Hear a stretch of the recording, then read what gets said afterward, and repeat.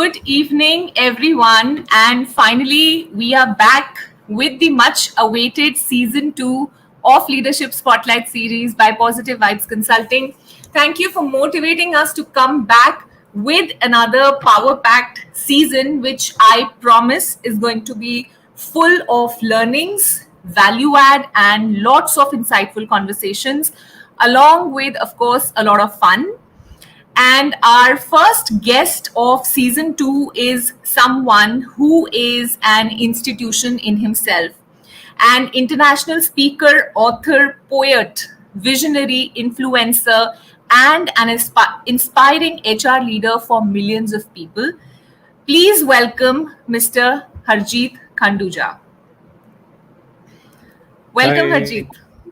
thank you. Thank you for I, calling me to the show. It's an absolute pleasure and an honor for us to have you on this inaugural episode of season 2. For the audience, Harjeet is currently working as senior VP HR at Reliance Jio. His list of achievements is very illustrious and inspiring. He's been conferred with the HR Leadership Award, Pride of the Nation Award, HR Personality of the Year, Global Digital Ambassador, Global Learning Award, ETHR Influencer, and the list continues. He's also fondly called the RK Lakshman of business. So my first, so before we start this session, I want to know, how did HR and poetry happen? HR people normally traditionally are the ones who organize poetry competitions in organizations. So how did ये poetry लिखना, शायरी लिखना और सुनाना ये कैसे हुआ sir? ये बताएं आप पहले. Then we'll start the session. So it is actually other way around. In my Is it? childhood, my father is a poet, my mother was a poet, my brother is a poet, and I was Wow. like the useless one who was not able to write anything. So whenever they used to go out, they used to leave me back at home. Okay, this guy can't do anything. This guy can't do poetry. So then I said, no, I can also write. So I started writing, and that's how the interest came. And um like after doing this poetry, and when I did my engineering, people started thinking, oh my God, this guy is an engineer and he is a poet. He has a soft heart. Generally, people think that if you're a poet, you have a soft heart. Yeah. So put this guy Yeah. in HR, the guy will not be able to handle engineering. Okay. So that's how I came in So HR. so so HR happened by chance, is it? Not by chance. Actually, I was working on sumo assembly line, Okay. and it was my first job was with Tata Motors, and I looked at the assembly line and I thought, look, the way assembly line is working, that is not how it should work. So I Okay. studied industrial engineering. So I changed the Right. layout of the assembly line. And how I Okay. changed the layout? Simply, I was connecting with workers, and maybe Okay. that's where poetry helps, that you are able to connect with people better. Connect with people. Absolutely. So I was able to talk to them. What are your problems? So they, अरे sir चलना बहुत पड़ता है. मेरा material उधर रखा हुआ है. मैं यहाँ काम कर रहा हूँ. तो what I did was I changed the layout, consulting all those guys. And when we changed the layout, the line was shorter, uh, and the productivity was higher. And we were losing, say, some apprentices for extra work. So those apprentices were not required on the line. Okay. So everyone in the management was very happy. Oh my God, miracle has happened. And how come somebody has worked with workers, which was kind of a big thing. I did not Yeah. realize Back it then. was a big thing. So when that happened, they said, this guy is good. Why don't you place this guy in industrial engineering department rather than in production? So I got placed in industrial engineering department, and industrial engineering department was working with HR. So I landed in Okay. HR, and Okay. then I loved HR. That's a very interesting journey. What it tells me is two things. One, one is the connection with people. We talk about the connection in terms of empathy, so that of course comes out very clearly in your case. But not only that, I think another sensitive issue, and it's something that a lot of us keep discussing, that is empathy only enough? What about the business? So here, one part was empathy, and the other part is that you actually impacted because of the connection. People only gave suggestions, and you were able to improve the efficiency and the productivity, and it had a good impact on the business also. So I think this is what a good HR professional is. I mean, a lot of people strive to strike this balance, the balance of empathy and being on the business side as well. So great to know your journey, sir. And again, once again, an absolute pleasure. And I'm looking forward to our conversation today. And the conversation today is on a very, very interesting subject, which has, assumed great importance in the current times when there is supposedly a war for talent. And because why I say war for talent, because today, if we talk to HR leaders, the biggest problem that they seem to be grappling with is hunting and attracting good quality talent. And not only that, dealing with multiple offer rejects at the last moment. In fact, I was talking to a friend who heads HR in an IT company, and she told me that her appraisal this year has gone for a toss, not because she's not been able to close positions, but because multiple people backed out from joining at the last moment, completely derailing the turnaround time. So, in this context, one of the buzzwords doing the rounds today, especially when it comes to attracting talent, is employer branding. So, my first question to you is that organizations, are taking conscious initiatives to brand themselves as employers of choice. So, for the benefit of our audience, let's first decode this word employer branding. And do you think it really helps in creating a value proposition to attract talent, or is it just a buzzword? What are your thoughts? Have you seen Welcome? Yes, many times. So Welcome, there was Uday Bhai, Yes. and Uday Bhai had a person who used to say कि मेरा एक पैर उदय भाई ने तोड़ दिया था because I did something wrong. Yeah. So Yeah. he was the brand ambassador for Uday Bhai. And what was the business of Uday Bhai? Whatever was the He business was a of Uday don. Bhai, Yeah.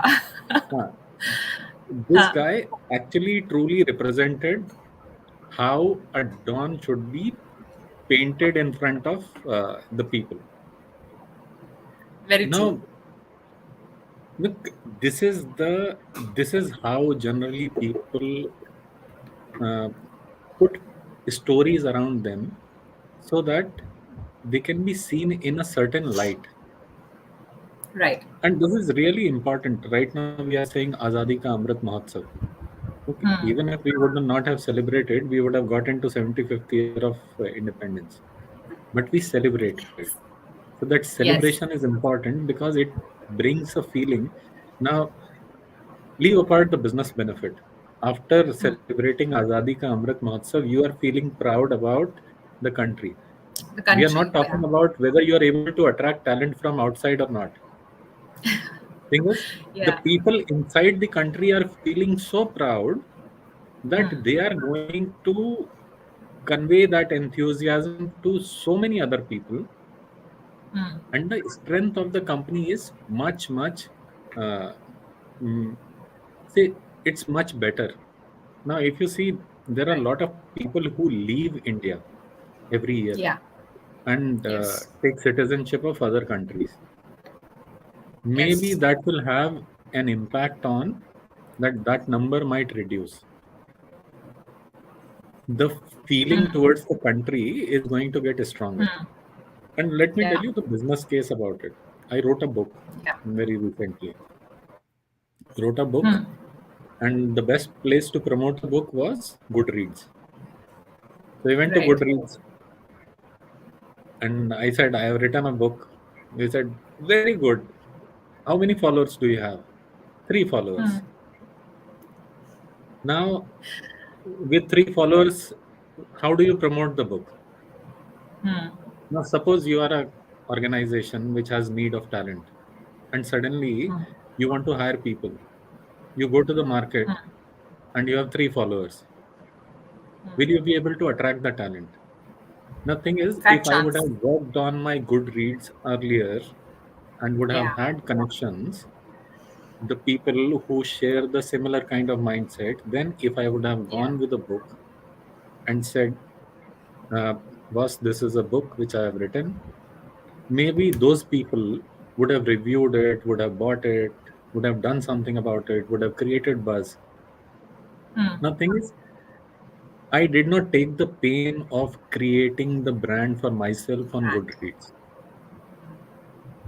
Right. So this is how brand impacts. When you are creating a brand, at that time, you might think, what is the use of creating a brand? But when it hits you, when you need people, so this is a long-term journey. It is not that you can buy a brand by giving money or something like that. Of course, Yeah. another important piece is, look, you would have seen marriage albums. Hmm. On most of the marriage albums, what they write is sweet memories. Yes. No, no, whether marriage memories are sweet or not, but they put a thought in your mind that marriage memories are sweet only. Sweet. Yes. So when you do branding, the importance of doing branding is you are putting a word just like Uday Bhai, that what do I stand for? Yeah. So branding is important, and what you say in branding, that is also important. And that's how you create a value proposition for the target audience you're looking for. That's what my take on employer branding Sure. is. I think that's a beautiful analogy that you gave one of the good reads. It's such an, this is the beauty of your LinkedIn posts also, that you explain a concept with in very, very simple, personal examples, day to day, daily life examples. And this is such a beautiful way to explain the importance of branding, that if I have only 3 followers on Goodreads, who's going to buy my book? Where is my credibility? So one thing that comes out of this is building a credibility for yourself is something that branding definitely does. And yes, there's no two ways about it. I remember that line from Welcome which said that Uday bhai मुझे visiting card बनाया है पूरे gang का. Uses me as a visiting card. So I think that explains the concept of branding very, very beautifully, and no doubt about it that organizations that ignore this aspect today will definitely struggle for talent. And not just talent, I think a whole lot of things, like you said, the feeling of having pride in the country. For example, you explained about the independence celebrations that we all felt proud, taking selfies with our tiranga and har ghar tiranga, and we all uploaded it and we got certificates and we shared it on social media. It's a it's the pride sentiment, that was really strong and is really strong. And I think something similar, so branding I would also associate with the pride. So it's not just to attract the talent, but also to sort of retain the people that we have by instilling a sense of pride in the organization that they are associated with. So completely agree with you there, sir. In the employer branding parlance, we often hear about a term called employee value proposition. So, in your experience, what's the value proposition to attract the talent of today? So let's talk about the employee value proposition. What does that mean? Yeah. In simple language, you are offering me services. आप मेरे लिए Hmm. काम कर रहे हो. Right. In return, what is that I am giving you? So Yeah. that is what employee value proposition is. I will tell you a Absolutely. story about a Uber driver. Hmm. So I asked him, "Where are you from?" He said, "I am from a small village in Madhya Pradesh." He said, "That's great. So what do you do there?" He said, "I used to do farming." So I Farming. said, "Then why?" Okay. Yeah, farming. So I said, Hmm. "Then why did you come here?" So he said, "I came here to find some work, and here I'm driving Uber." I said, "How do you find? Are you making more money?" He said, "No, money is same. Whatever I was making there, I'm making here." Then I said, if that is the case, then why are you working here? Why are you not there? He said, when I go back there, people look up to me. When I was there, nobody used to respect me. Now when I go there, I'm making the same money, but they say, "Oh, you are in Bombay. Oh, you are doing this work." So A for sense that of feeling, again pride. I want to be here, and I don't mind driving Uber. This is a good job. Now, what is the employee value proposition here? It is not the money. It Yeah. is the sense of pride which the job Right. is giving you so that you are respected in the society. Right. And by society, I mean the people who matter Yeah. to you. Yeah. Another thing which I have learned from Uber drivers, and I have interacted with Uber drivers a lot because I travel with Uber a lot. Okay. So I asked them, okay, why do you like Uber? There are other apps also. So Yeah. they said, mm, one is Uber pays in time.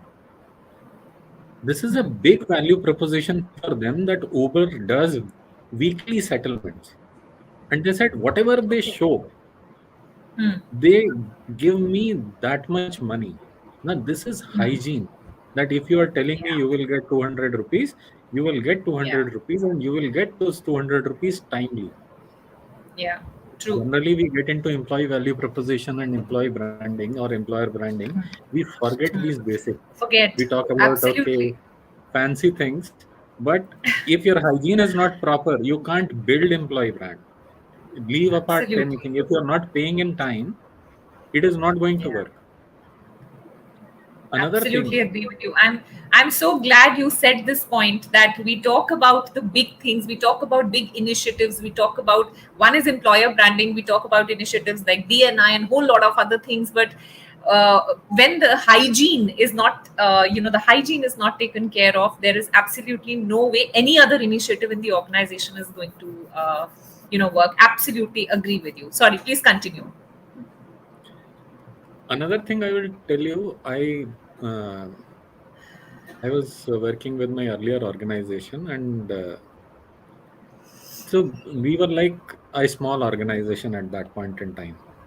So it was a startup, and like everyone gives PF and gratuity and those kind of benefits because they are statutory benefits. And Right. I got a letter, uh, uh, an offer letter copy from one of our competitors. And what it did was, it nicely wrote down, these are the benefits we provide you. And these were simple benefits that, okay, we provide you insurance, we provide you gratuity, we provide you loans, and so there were 8-10 benefits they wrote nicely on a piece of paper. Nothing is, many a times we forget to explain the benefits the employee gets in an organization. Right. Like if you buy a product, so it comes with a manual. Generally, job offer doesn't come with a manual which tells you, okay, these are the things you're getting along with it. There is a free gym also. So Yeah. you might have a value for the free gym. You say, okay, I will save 50,000 bucks because I have the employer has a gym. Yeah. Now that translates into money for somebody. So you can attract those kind of people for whom you are Yeah. providing those kind of benefits. What matters to them? So True. defining benefits and branding benefits is very important. Then defining work is very important. If somebody is coming to work with you, you are saying, yeah, you have to come here and work. I will tell you what to do, and you will do that. Another is you are Doesn't work. going to work. It is like glorifying work, and not glorifying work. Uh, I had a guy called Karthik in my earlier organization. So he called me a few months back. This is after 10 years. He was Okay. a person who used to do filing for us. And he Okay. said, "Sir, I have got a good position in HR and I have become a HR head. I said, I'm very happy for you. So he said, you only created interest for me in HR. I said, how? I was also intrigued that how I have created interest for him. He said, when I was doing filing, you told me how important this job is. And if I do proper filing, how it helps organization. And I thought Yeah. it was a small gesture explaining a job to him, which actually created interest for him. And after that, he did MBA in HR, and now he has joined the organization and he is doing well for himself. Wow. So, defining work, you might think it is Yeah. simple, tiny, miny bit. Should we do it? Should we not do it? Creating excitement in the work and telling the impact of the work on your customers is something very, very important. And last thing Absolutely. is defining environment. Yeah. I know I'm taking too much time for each question, but No, sir, absolutely. These are very, very, very. If you see the comments that we are getting, these are all very, very, simply explained, uh, technical jargons explained in a very simple way. So please continue. This is we have ample time. Please continue. so I will tell you a story about a Uber driver. Like Hmm. environment, we generally underestimate uh, that creating an environment as employee value proposition. So I Hmm. asked a Uber driver, Hmm. boss, tell me why you work for Uber, not for any other company. He said, Hmm. sir, Uber listens to me Hmm. as it listens to its customers. The other organizations only Hmm. listen to customers, they don't listen to their employees, like Employees. drivers like us. Very Uber powerful. listens Very to powerful. drivers as well as the customers. So I feel that I have some value in this organization. So they can also rate the Very customer. powerful. Yeah. Another thing which the incident which another Uber driver told me, he said, "Sir, this company is very safe." And I said, "This is something new. How can this company be safe?" He said it was 2 o'clock in the night. I left three people. Uh, that was some outer area of Mumbai, and after that they took the key of the cab from me, and Okay. they slapped me, and they were not giving me money. So that was happening. So I called the Uber number, Uber helpline number. Incidentally, Uber doesn't have a helpline for customers, but it has helpline for employees. Employees. Wow. That's Yes. interesting. That's a new one.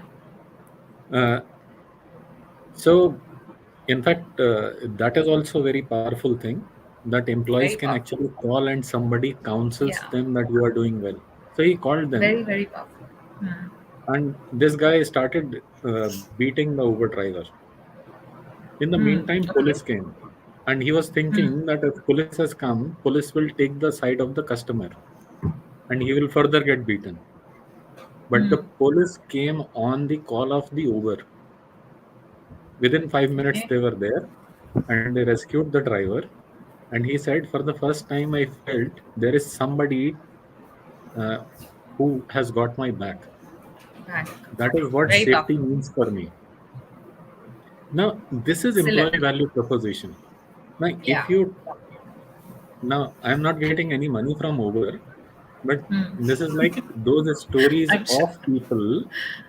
We are creating a lot of good brand for Uber. This is the employee value proposition for Uber. Tomorrow, if I have to drive Uber, or I have to say drive a taxi, I would not mind driving Uber because that brand has enticed me into it with employee value proposition.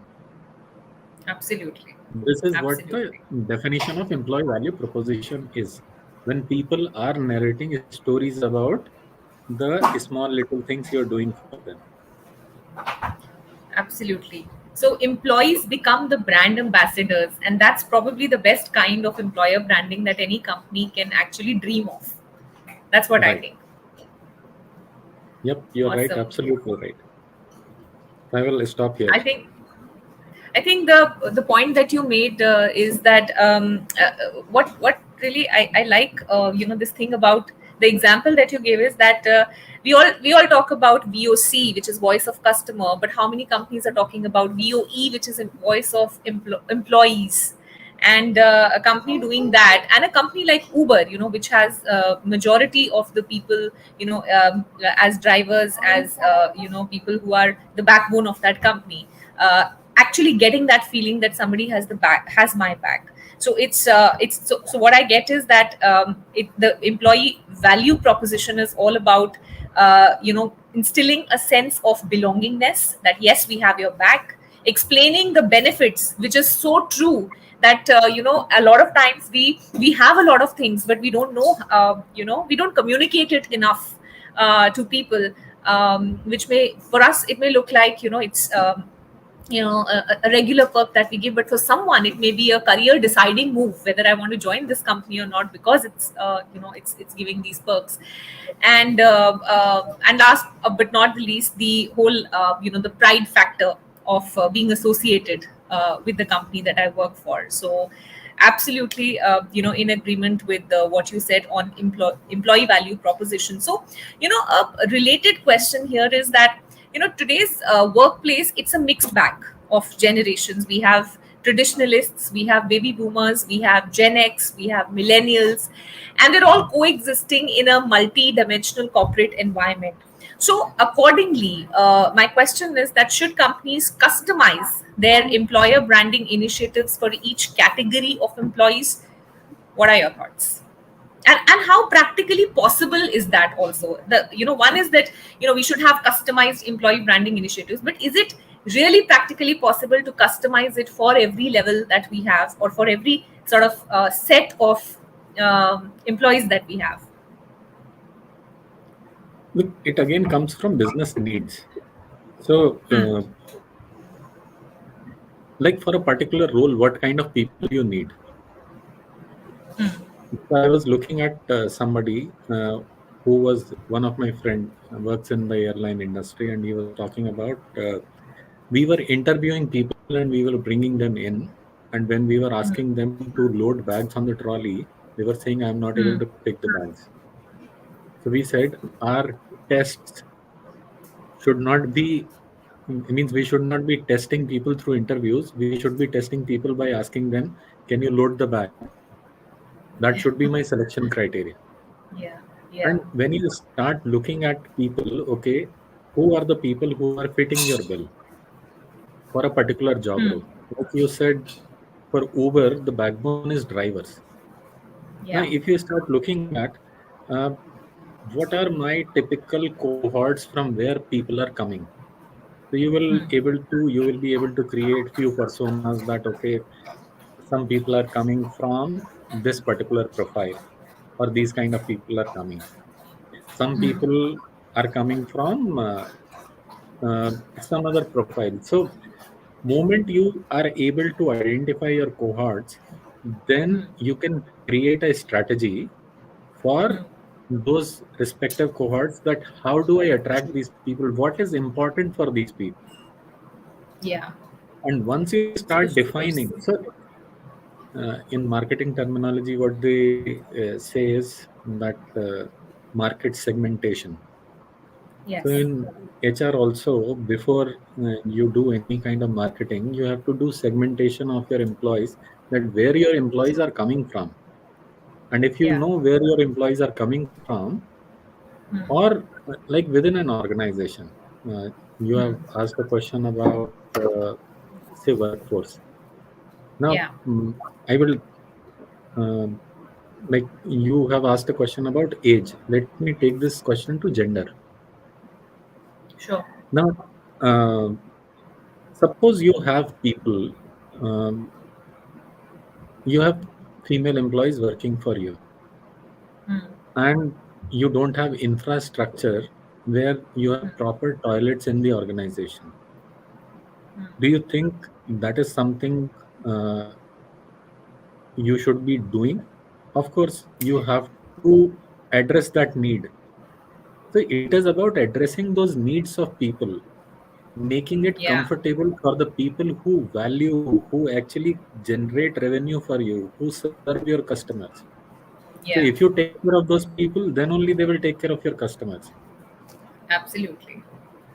And this is like addressing the hygiene. These are like hygiene issues. What you just said, the example that you gave. Right. And suppose in case you are able to target people, that okay, uh, Hmm. I'm bringing in people. So Hmm. there are two types of groups. Generally, you say, suppose in a contact center, you will say, okay, Hmm. I will hire fresh graduates and I will Hmm. hire housewives, Hmm. because these are the two cohorts who are ready to work for me. Hmm. Now, if you have to attract these two cohorts, your pitching to these two cohorts will be very, very different. The kind of Very true. environment you want to provide, that will be also different. Uh, True. the cohort which you are getting of freshers, they would be interested in, say, a cool working place. Hmm. And the women you are trying to bring in, for Hmm. them, you will have to think in terms of maybe they're interested in uh, not a funky workplace, but Hmm. flexibility in time. Enable. So, Yeah. Enabling. so Hmm. are you able to uh, modify or gauge your programs based on what your Hmm. employees want? Hmm. Okay, I will True. stop here. So my key takeaway from this, I think it's very well, again summarized very succinctly that, it's the source of talent we should identify, like we do market segmentation in marketing. The same way, we need to do segmentation from where the talent is coming from, and accordingly sort of, design the kind of value proposition that we have for employees, addressing their needs, which starts from the very basic hygiene, and having a different work environment for every category of people. And not, I would not say different work environment, but an enabling work environment for the, like you gave the example of housewives coming back to work. So an enabling environment for them would be flexibility of time, or maybe a baby care, crash care facility at workplace. So enabling environment, and I think those are very, very powerful, and very simple ways of actually customizing your employer branding initiatives. I think, like I said earlier, the whole purpose of an employer branding exercise should be that employees do your branding without you, saying that you're really good. It should be coming from the employees, because then it comes from heart, and it's more believable, and it gives more credibility to the whole employer branding initiative. So super. But one of the things we hear often, and this is in context of startups, they find it very difficult to attract talent. Everybody's finding it difficult to attract talent, but startups are really struggling. And I know that because we do work with a lot of startups, and the reason is that, unlike the big established brands, they are yet to prove themselves. For them, employer branding becomes extremely important. But when you are new and you don't have enough to showcase in terms of employee value proposition, except for maybe compensation and growth, what kind of employer branding activities can startups do? What strategy would you recommend for startups in this area? So, look, startups are found based on a thought, an idea, a story. Yeah, Uh, yeah, dream. that is, Yeah, this is what my vision is, this is what my dream is. true. If you don't have something actual, concrete on the ground, what you sell is, this is what my vision is. So, Hmm. vision selling is something which is extremely important. Before, actually, I have worked in startups since beginning of my career. Uh, although Right. they were all, most of them were big startups. Hmm. Uh, there was one small startup also. So there, I Okay. also had a problem of, say, attracting talent. And that time I figured out how important it is So when I was hiring my head of finance, Hmm. I told him that our vision is to buy 32 organizations in next 2 years. Although we were not able to do 32 organizations in 2 years, but we grew from 6 million organization to 200 million organization in a period of Wow. 2 years. 2 years. Hmm. Wow. But when we were a 6 million organization, and I am telling this guy that we are going to have 32 organizations of the same size of 30 million each, but 25 million each. So this is going to be a big organization. The guy was in disbelief, but it is about the story which I told to him, and the entire senior management told the Right. same story again and again, so that Right. he started believing in that story. And Yeah. once you start believing in something, it happens. Yeah. Absolutely. So that is one Absolutely. thing about a startup. Second thing is, look, in a startup, one is if you have money, you can give money. But at the same time, in a startup, you don't have defined processes. So you can take that as say, oh, we don't have defined processes, we don't have defined job descriptions, or you can use that to your advantage, that this is one company Opportunity. where you can define your job. Absolutely. So you're looking Yeah. for challenging, exciting job, come here. We are here for you. True. And there are people like, look, if you're looking for singers Yeah. and you say that I have opened, say, a Lata Mangeshkar Academy for singers, do you think that people will not come for it? There will be people. And as a Yeah. startup, it is not that you are looking for thousands of people at the beginning. You're looking for a niche True. talent, and you're looking for, uh, say, a handful people. What we, especially in startups, what the mistake which we do is we get hung on to that we want the best, and we Yes. don't define the definition for the best. Of best. Yeah, absolutely. बिल्कुल सही बोल रहे And हैं. you keep searching for perfection. Nobody is perfect. If somebody matches 70% of your job criteria, you should close your eyes and hire that person. So, Very true. mm, And half this of is the something that problem, a lot of. Sorry. yeah, Sorry. Go yeah. ahead, please.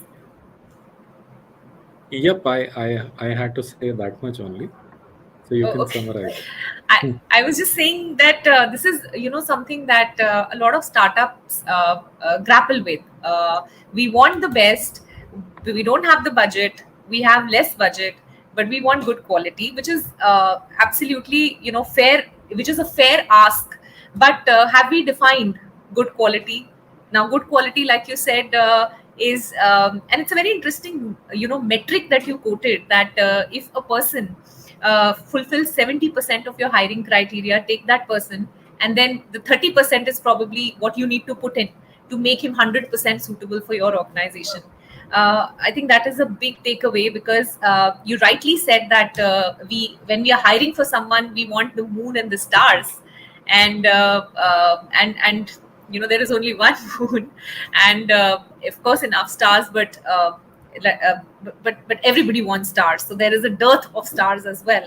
So the challenge is, do we find someone who is a star, or somebody who has the potential, and if groomed, if we invest as an organization into that person, can become into a shining star for us. So I think that's a very powerful key takeaway for startups. And yes, it is extremely difficult to hire for them, but what I like is that and I've experienced this, that it's like making them see the dream that you have seen and making them a part of it.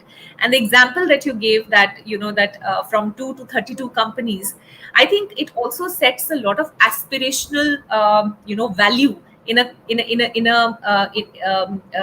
a candidate, because the candidate can very easily envision his growth as the company grows. But another very a good point that you made is that the entire leadership team was talking in the same language. So I think the alignment is very important. And I think if candidates hear the same thing from multiple people in the organization, the belief just strengthens. And when the belief strengthens, things happen. So that's a very powerful takeaway here. So one thing that I want to ask you, the other side of this employer branding, where do you think organizations go wrong when it comes to employer branding? What are some of the common mistakes that you have observed organizations make while trying to establish themselves as employers of choice? So one thing which we discussed right now. So I will give you an example of that. Uh, G. so I was looking for a society. I was looking for a house. So I went to the property broker and I told the property broker, uh, I need a house in Mumbai. So that guy said, I will show you the best society. I said, fine. I also want the best society. They showed me best society. So the definition of best society is it has swimming pool, it has gym, it has Mm, tennis, it has sauna, mm, and the price is mm. higher. Yeah. And at that point in time, I did not have that much money. So Mm, then I started thinking, do I need the best? Because what you are mm, defining as the best society, I don't swim, I don't go to gym, I don't play tennis, I don't use sauna, and I don't value these things also. So your definition of best is actually not not best fulfilling my for me. requirement. I am paying extra money for the best, which I am not going to use. So let me invest in the house which is bigger, which is my criteria. Maybe it is in a society which you are not calling best because it is not having a swimming pool, but I will do with that. If it has balcony, uh, means I will be better off. Although you don't get too many houses with balconies in Mumbai, but that was that was the best for me. So everyone has Sure. to define what is best for themselves rather Themselves. than going Yeah. by what is the industry best. That is one. True. Second is when we say na, shamelessly copying, we should not be copying what others are doing. Suppose if I like the shoes which you are wearing, and I also buy the same shoes, or I take your shoes and I try to fit into those shoes. If the shoe size is not matching my foot, maybe those are the best shoes. I will not be But comfortable in those shoes. yeah. Third thing is like Yeah. when you copy, as human beings, we copied birds for flying. Do our airport planes fly like this? Where No. we basically understood the fundamentals that Yeah. okay, this is aerodynamics, and now Yeah. we have a bigger bird where multiple people can fly together. So if you understand fundamentals rather than copying the practices, oh, my Very competitor is true. doing something, let me also do the same thing. See Yeah. whether it is fitting in your organization context or not. Uh, Absolutely. this is called bandwagon effect. Like most of the companies get into social media pages. Uh, there was a company which surveyed most of the companies that why you have a social media presence. The answer 70% of the companies answered because the other companies are there. That is why we are also there in the social media. You don't Yeah. know This why you are there. That is the biggest flaw. That is where you can go wrong. right. And it's a trap that a lot of companies fall in, actually. A lot of because my competitor is doing something, so why are we not doing it? And in fact, that backfires a lot of times. If it's not in line with what you stand for or what's your strategy, and you're doing something because somebody else is doing, so it sort of backfires a lot of times. I've seen, instead of actually enhancing the brand, it actually devalues the brand sometimes. You're right. So Like if you're good at singing and Hmm. someone else is good at dancing, you want to compete with that person on dancing, or you want to create your own space by singing? Very true. So the reality Yeah, shows for you are two different shows. Maybe absolutely. you are seen as competitors, but you are not the same. Yeah, To see it yeah. like that, then you will have much more clarity. Sure. So the message here is that look for what you are actually aiming to achieve and accordingly design your employer branding initiatives as well. And not because somebody is doing something and, like you said, bandwagon effect that could Hmm. be sometimes harmful. But, often I have heard in organizations that employer branding is the responsibility of HR. Do Hmm. you agree with this statement? What do you think? Now tell me, marketing should be responsibility of whom? Marketing should be responsibility of Marketing? marketing function, Yeah. right? Sales should be Yes. responsibility of whom? Sales Sales. function. So problem is that each and every employee is a sales employee.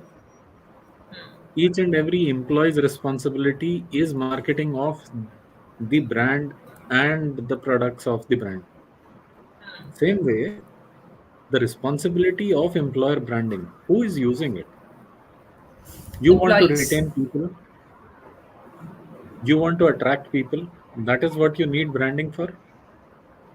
Yes. So both these functions, if they lie in HR, then you should all you should.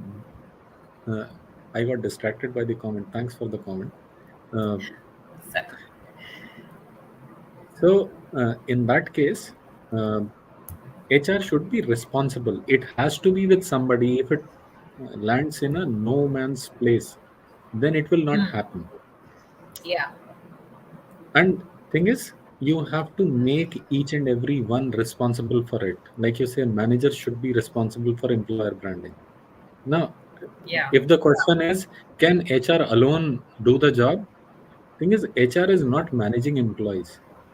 Yeah. Uh, like in Great Place to Work, what they say is trust is important, and trust comes from three factors. Or like employees trust organizations based on three factors. First factor is which is called organizational trust, whether there is fairness in the organization or not. Second is strategic trust, which is like whether the people who are leading the company they are able to take the company in the right direction or not. True. And third is personal trust, where how your manager is treating you and how your peers are treating you. Right. Now, if any of these three things go wrong, your employer branding goes wrong. So, what are you Very in true. control of? As HR, are you in control of any of these three things? Like, so you are dependent on leadership that they are taking the ship in the right direction. Yeah. You are defining vision, value, philosophy of the organization. You want leadership and rest of the organization to follow it. You want employees in your organization to treat everyone with respect. You want your managers to convey that professionalism when they're interacting with employees so that employees find themselves comfortable. You can Yeah. define a framework, you can put boundaries, you can strengthen the framework, and you can make it happen. You are an enabling function which can actually do True. wonders. Yes. And that is why it is given to HR Custodian. that you can make it happen. But Yeah. if HR thinks I will sit in a room and make it happen, sitting in a Won't work. room is any which way is not the HR's job. Absolutely. I'm so glad you said that. I'm sure people could, do with that reminder. Sitting in a room is not HR's job.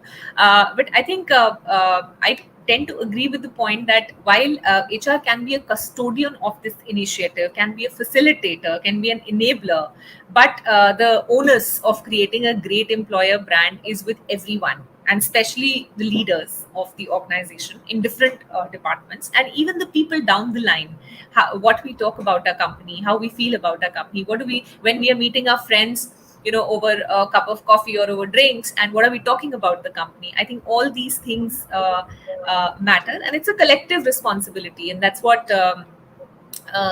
my friend Priyambi is also saying, responsibility should be that of the entire organization. However, accountability should be with HR. Very well said. Great. So I would like to ask you one last professional question, and then we move on to our, the slightly more fun part here. So, what would you advise companies that are, or organizations that are, in fact, today everybody is grappling with, the war for talent. So, what are your, one or two key suggestions for, for people who are trying very hard to attract talent, specifically in terms of employer branding? How can they, what is it that they can do if they're not already doing it, or if it's not working for them? So currently, the circumstances are uh, unusual. What happened was, because of COVID, technology got a lot of undue importance, and we thought that we will never be able to come out of our houses, and we will be entirely dependent on technology for whatever we are going to do in the rest of our lives. And that is where investors went wrong. So investors pumped a huge amount of money on technology side, that Technology. I want these technology apps working for me. And when you put unlimited amount of money in some of the projects, then what happens is that money starts burning. Yeah. So what they did was, they had put money, and when you are fighting, like, I have to deliver a product tomorrow, you will buy people at any cost. Yeah. Why I'm using this word buying people? Because it is literally okay. So people are trading one offer for another, and Yeah. It's shopping. Shopping going what on. is so what is your current offer? Tell me, I will give you 10% over that offer. And Hike. Yeah. the kind of hikes industry has seen during this period, Unbelievable. that is Yeah. phenomenal. And at the same time, the consequence of that is uh, that you are hearing, after great resignation, now there are great layoffs. Yes. Yes. So we are And again going to get into. interestingly, sir, the layoffs are not, layoff was a term that we were till some time back associating with startups only. But now we are hearing established, good, big companies, multinationals doing that also. That's a sign of something that was done probably very wrong in the pandemic, like you're rightly saying. So point is, is your customer willing to pay more? So that is where everything stops. If your customer is not willing to pay more, then you have to monetize the cost like that. That is simple, pure business. So last closing thought is, Sure. war for talent can't be won by money, and offer for an offer will make the entire Is not. industry bankrupt. Absolutely. And I think in the long run, it's the people who will suffer, because you may be enticing someone into joining at a maybe 100% hike, but after a few months, when you don't have the funds to support or run your business, then these are the people you'll actually be wanting to lay off as well. So um, it's a very powerful thought there, sir. There is one question from the audience. Sajid is asking, how much is technology important for brand building exercises? Related to what you just said, technology, which saw a boom. So, how is it important for brand building exercises? Look, this is technology is another channel. Uh, so in current times, it is important because a lot of people are latched onto technology. And if your target audience is latched onto technology, this is a powerful channel. People are using WhatsApp, people are using Insta, people are using Facebook or LinkedIn, and you want to convey your message. So point is defining your message. What is that you want to convey? How, what you stand for, and what is your employee value proposition? Those things are important. This is a channel of reaching out to your desired audience. Right. And from that point of view, technology is very important. And if you're a technology company, you are seen in a different light. Uh, so if you're a tech savvy company, not technology company, so to say, if you're a tech savvy company, Thanks. then people see you in a different light. Even if you are not a tech savvy company, so there is a space for everyone. If you're a pharma company, you are seen in a different light. That okay, this is the kind of work you have to do. But then your target audience is also different. For manufacturing Absolutely. organizations, maybe technology will not matter much. But for manufacturing organizations, you look at your target audience, where that target audience is, and what is that they want to hear, Right. and make your value Absolutely. proposition like that, and use those communication channels. Sure. So it's about customizing your messaging as well. But yes, technology has absolutely broken geographical barriers, and using technology has become actually very important to ensure that mass reach. But then one also has to see whether the mass reach that we are wanting to target is actually using the kind of technology that we are promoting ourselves on. So that's a question that we need to ask ourselves. Great. It's been awesome to discuss the this about this topic. This is something that a lot of people have been grappling with, and I'm sure people who've listened to us today have taken a lot of value from this. But the show is not yet over, and there's another dimension that we have added to the show in the season 2, which is knowing the speaker a little better. It's the fun part, and here I'm going to ask you a few questions which are not related to work, but which are just about you as Harjeet and your preferences. So we call it the rapid fire round, and this is the last bit of today's show. So are you ready for the rapid fire? In the next, we have just about 3 minutes, so we are going to be shooting the questions really fast. Are you ready? Okay. Yep, bring it on. Okay, great. I like that spirit. So tell me, if you could have an unlimited supply of one thing for the rest of your life, what would it be, Harjeet? Love. Wow. Okay. If your life was a story, what would have been its title? Ye dil mange more. Very apt. That's a poet talking. Okay. One Bollywood movie that you wished had a different ending, and what would that ending be?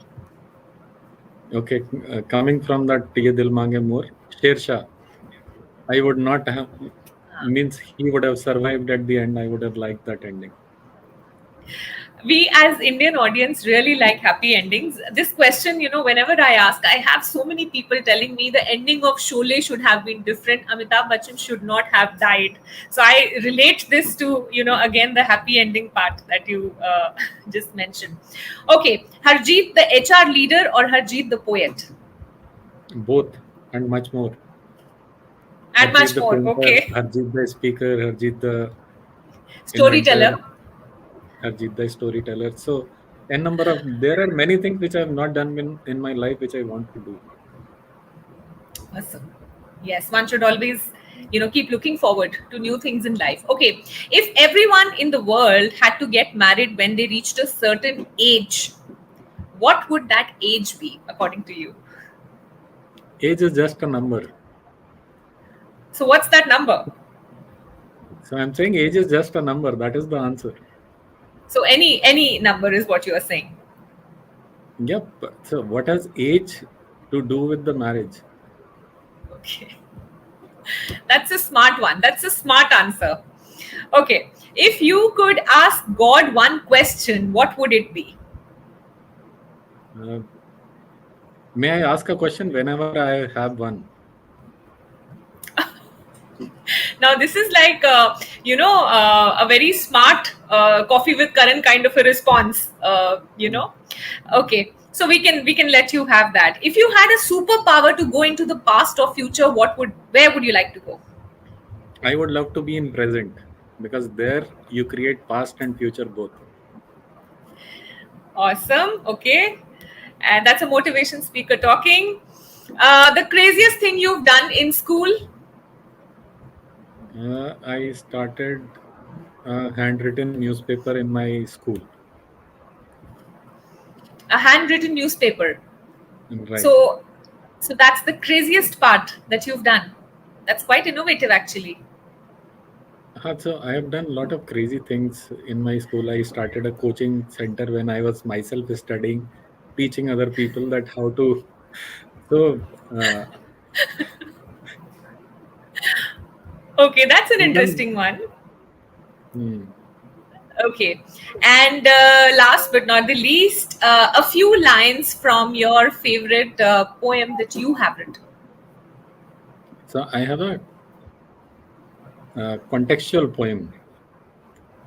Uh, अजब रीत इस दुनिया की और logic पूरा dark है. अजब रीत इस दुनिया की और लॉजिक पूरा डार्क है. माँ मूरत है ममता की और बापू हानिकारक है. Now this is branding, that how these roles have been branded. Yeah, the gender bias, role bias. Role bias. Very interesting. Very interesting. Thank you so much. It's been a pleasure having you on the show. From the last 1 hour, I think not even 1 minute was, something where there was no value add. Whether it was whether it was the topic that we discussed on, or whether it was the personal questions, the rapid fire round. Thank you so much, Harjeet, for sparing time on a Friday evening and coming for on our show. We look forward to hosting you again in the future very soon. Thank you for the audience here as well. Taken out time again on a Friday evening on a Janmashtami. It's a festival which is supposed to start in the evening. The puja starts. So thank you everyone for joining us today, and we look forward to the another equally value adding session in the coming times. Thank you, Harjeet. Thank Absolutely you. enjoyed this conversation with you, and it's been really value adding for all of us. Me too. And thank you for Thank calling you. me as the first guest on your show. So It's nice an of you. absolute honor. Honor is completely ours. Thank you. Thank you. And thank you everyone who is there.